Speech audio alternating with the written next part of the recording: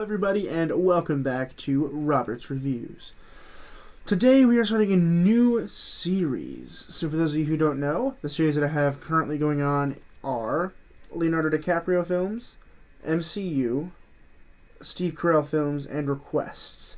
I am adding a fifth one because that way we can do one every day of the week until we are done with one of them, which I think the DCU, which I'm starting today, will actually be the first series that we finish because it has the least amount of films that are released right now. So I watched a movie today, and today I watched Man of Steel.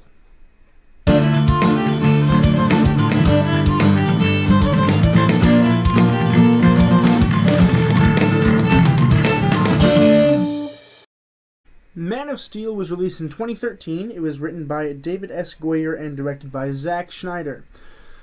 So, for those of you who don't know, I have never watched a DCEU movie. The only DC movie I've seen Joker, which is my favorite movie that has ever existed in the world. For those of you who don't know, it is my favorite movie, but it's not in the DCEU. For those of you who don't know what that stands for, that is DC Extended Universe, which is their comics.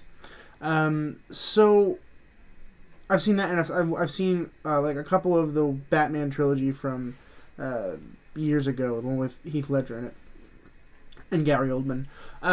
So, I wasn't excited about this, because I know that they're not as good as Marvel movies in general. In general, I've heard very bad reviews, which, again, I don't look up things before I watch movies, because I want to have my own opinion, but this has been out since 2013, so, it's been out forever, and I'm just starting it today. This is the first ever DCE movie I watched, and I was incredibly disappointed.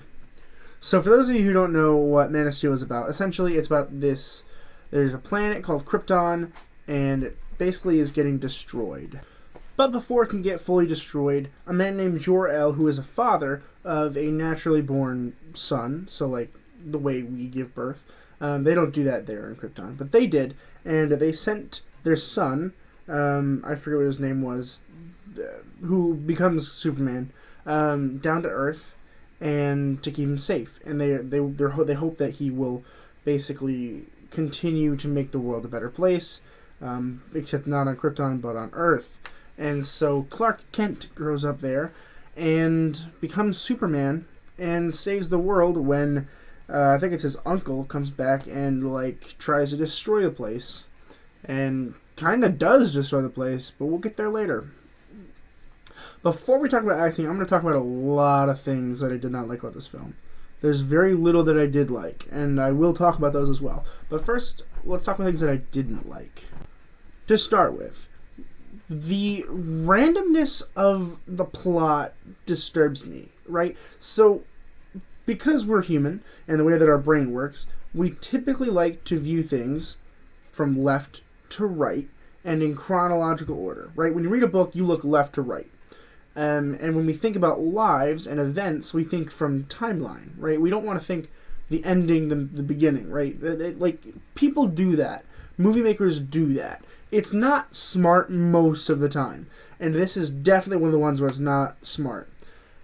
They didn't show the ending first, but they showed the middle, then the very beginning, then the mid-beginning, teenager, kid, adult, teenager, kid, adult, and they were just flying around. They're oh, we have all these ideas, let's put them into one movie. And that was a bad idea. I was so confused of what time period we were in. I still don't know what time period the movie's set in. I'm assuming it's present day, but wow, it went everywhere. There were times where I didn't know if the teenager was the adult or if the adult was a teenager. I really had no idea. I was genuinely concerned about what was going on the entire first half of the movie.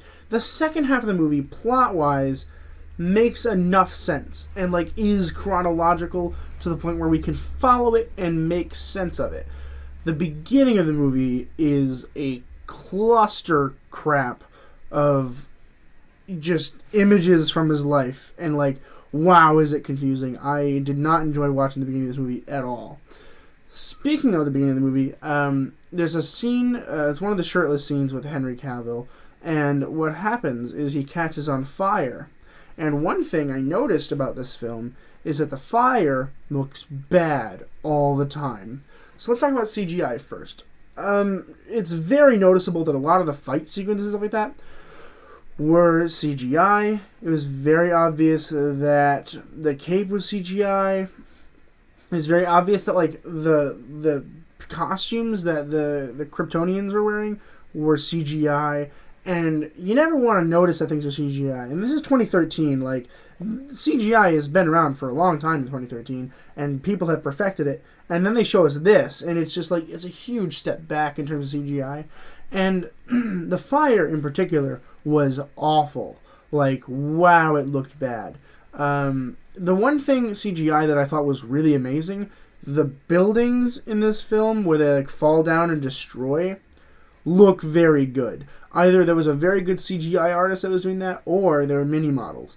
I'm leaning towards a really good CGI artist because it looked a little fake. But I'm not going to lie, those sequences were really cool and really fun. I enjoyed watching the buildings fall down on people.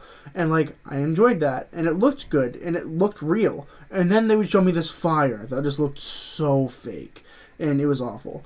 One more thing I want to talk about, at least one more thing that I want to talk about that I didn't like, is the physics. So there's a bunch of physics in this movie that don't make any sense. And, like when he first starts to learn how to fly, he does these little bunny hops and jumps, which is fine. I understand that, like, he can't fly at first. He doesn't know how. So he's got to do these big-ass jumps. That's fine. I'm in. I back it. Good for you. However, you can't tell me this man weighs 1 billion tons. Like, he's like, boom, boom, boom, boom. And it's not even that. It's like the whole movie is like that. It just was weird and, like, freaked me out a little bit. And it's not just that. It's the whole movie. The whole movie does that. Like, the fight sequences looked so bad. You can't tell me that those fight sequences looked good. I will disagree with you until I die. They did not look good at all. I was very distracted by just all of it. It really was just really not good. It was a lot of, like, weird, like, physics and jumps. One more thing I want to talk about that I didn't like before we move on. I promise one last thing. What can Superman not do? He never bled in, like, the entire movie, right? And then we have these other, like, bad guys that have these powers that they're just, like, not described. There's that one girl that can, like, move really fast, like the Flash. And I was like, how is she doing that?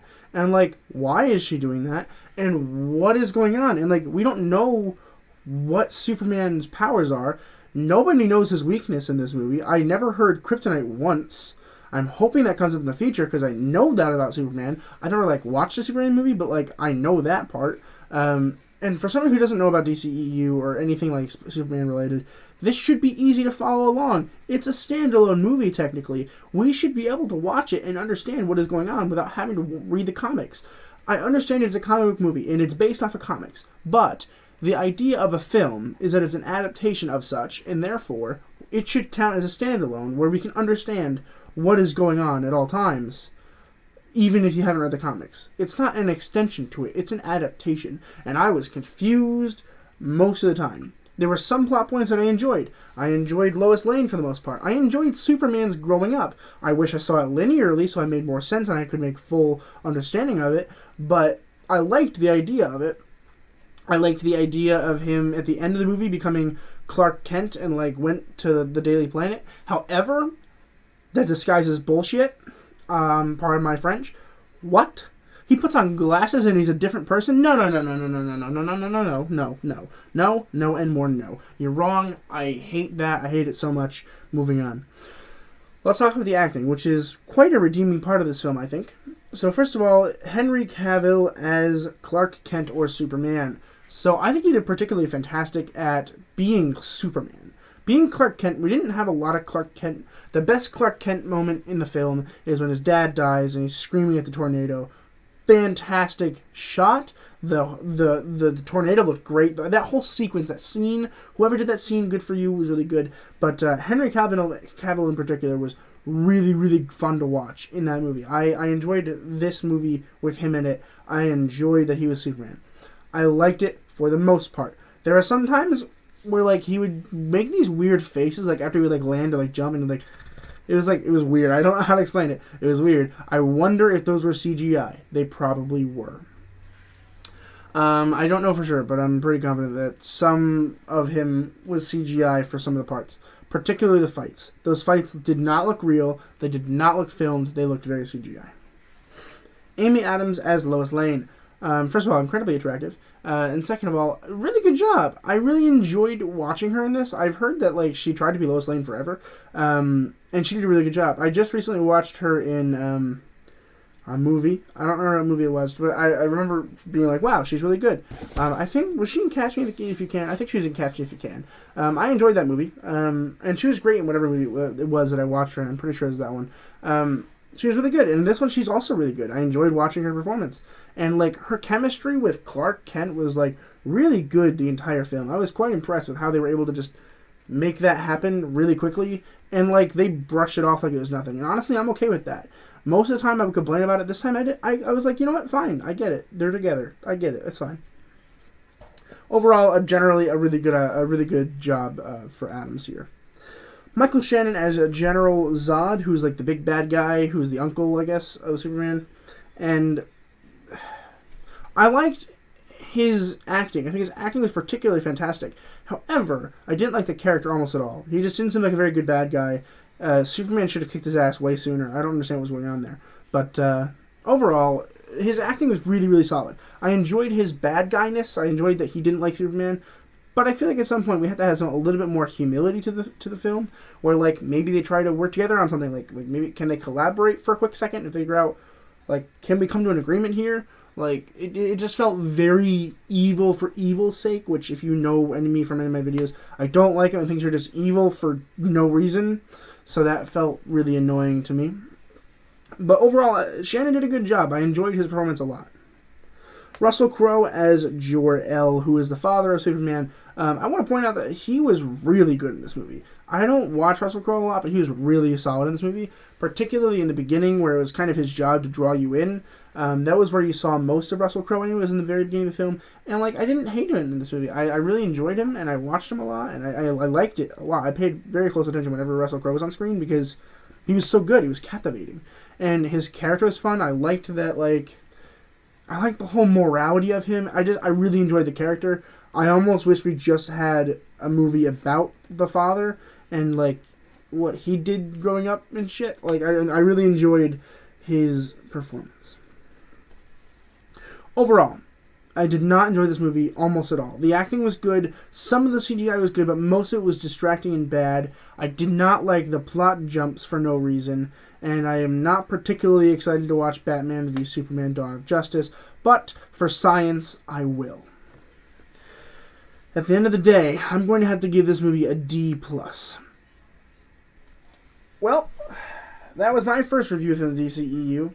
I hope you guys enjoyed it. I did not particularly enjoy it. It's also really long. It's so long.